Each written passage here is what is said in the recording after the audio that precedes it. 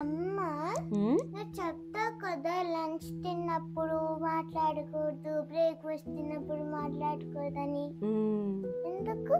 భోజనం చేసేటప్పుడు ఎందుకు మాట్లాడకూడదు అంటే, నిజానికి భోజనం చేసేటప్పుడే కాదు, స్నానం చేసేటప్పుడు, పూజ చేసేటప్పుడు, జపం చేసేటప్పుడు, హోమం చేసేటప్పుడు మాట్లాడకూడదు.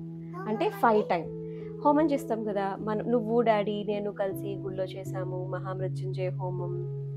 ఆ, ఆ, ఎందుకు మాట్లాడకూడదు అంటే ఒక్కొక్క దానికి ఒక్కొక్క రీజన్. ఫస్ట్ భోజనం గురించి చెప్తా. ఓకే, భోజనం చేసేటప్పుడు మాట్లాడితే సైంటిఫిక్గా కూడా మాట్లాడకూడదు అంటారు.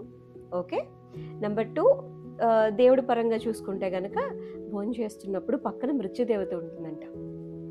వీళ్ళు మాట్లాడుతూ ఉంటే గనక, ఒకవేళ పలానా వ్యక్తి 100 years ఉండాలి అంటే గనక మృత్యుదేవత భోజనం చేస్తూ మాట్లాడితే గనక వాళ్ళ ఆయుష్ తగ్గించేస్తుందంట. అంటే 70 years ఉండాలి, 80 years ఉండాలి అని చెప్పి. అందుకని పెద్దవాళ్ళు మాట్లాడేటప్పుడు అయితే దేవుని స్మరించుకుంటూ మాట్లాడమంటారు. ఇక సైంటిఫిక్గా ఆలోచిస్తే ఏంటంటే గనక, మంచిగా డైజెస్ట్ అవ్వాలి అంటే గనక డాక్టర్ అంకుల్ అప్పుడప్పుడు చెప్తారు కదా, ఓన్లీ అప్పర్ బిల్డింగ్లో మాత్రమే మనకి చూచేసే టీత్ ఉంటాయి, కింద ఫస్ట్ గ్రౌండ్ ఫ్లోర్లో మనకి లోపల పొట్టలోని ఎలాంటి టీత్ ఉండవు, కాబట్టి అది డైజెస్ట్ చేయలేదు, కాబట్టి కరెక్ట్గా 30 times చూజ్ చేయాలి, శోభే ఓకేనా అని చెప్పి డాక్టర్ అంకుల్ చెప్తారు కదా. అలా కాన్సన్ట్రేట్ చేస్తూ మనం తినే ఫుడ్ని ఎంజాయ్ చేస్తూ తినాలంట. మంచి థాట్స్తో తింటే కనుక ఫుడ్ మనకి మంచి బలంగా మారి మంచి ఎనర్జీని ఇస్తుందంట. కాబట్టి తినేటప్పుడు భోజనం చేయకుండా గుడ్ థాట్స్తో సైలెంట్గా ఫుడ్ని ఎంజాయ్ చేస్తూ తినాలి. ఓకే, ఇక నెంబర్ 2, స్నానం చేసేటప్పుడు కూడా మాట్లాడకూడదు అంటారు. చాలామంది స్నానం చేస్తూ పాటలు పాడుతూ ఉంటారు, ఎంజాయ్ చేస్తూ ఉంటారు. కానీ బట్ వరుణ దేవుడట అందాన్ని అలా తీసేసుకుంటాడంట కంఫర్టబుల్. కాబట్టి స్నానం చేసేటప్పుడు కూడా మాట్లాడకూడదు అంటారు. ఇంకొకటి ఏంటి, పూజ, జపం, హోమం. ఈ 3 కూడా దేవుడికి సంబంధించిన కార్యక్రమాలే కదా. ఇంట్లో దీపం పెట్టి 16 ఉపచారాలతో దేవుడికి మనం పూజ చేసుకుంటూ ఉంటాం. అమ్మ పూజ చేయడం స్టార్ట్ చేస్తే గంట పడుతుంది, నీకు తెలుసు కదా. అలాంటప్పుడు అమ్మ ఏమంటుంది, మాట్లాడుకో. ఎందుకు? ఆల్రెడీ 16 ఉపచారాలతో మనం దేవుడితో మాట్లాడుతున్నాం కదా, అవునా?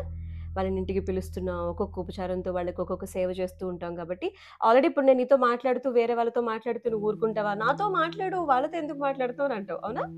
సో నీతో నేను ఫుల్గా టైం స్పెండ్ చేస్తే నువ్వు హ్యాపీ అవుతావు. అలాగే పూజలో కానీ, హోమంలో కానీ, దేవుడికి సంబంధించిన ఏ కార్యక్రమం చేసినా కూడా ఫుల్గా అటెన్షన్ మొత్తం వాళ్ళకే ఇచ్చి మనం ఆ పూజ కానీ హోమం కానీ చేసి వేరే వాళ్ళతో మాట్లాడకుండా ఉంటే కనుక మంచిది.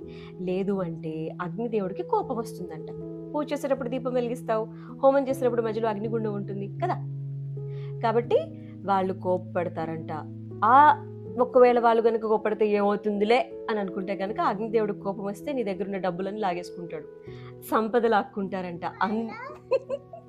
అందుకని చెప్పి హోమం చేసేటప్పుడు, పూజ చేసేటప్పుడు, జపం చేసేటప్పుడు కూడా సైలెంట్గా ఉండాలి, మాట్లాడుకో. ప్రస్తుతానికి నువ్వు నేను ఒక కథ వాళ్ళకి ఎంతవరకు నచ్చిందో మరి కమెంట్ రూపంలో వాళ్ళు మనకి చెప్తారు. ఎలా సబ్స్క్రైబ్ చేసుకోవాలో నువ్వు చెప్పు. Like, share, comment and first subscribe చేయాలి. నువ్వు నేను ఓ కథకి.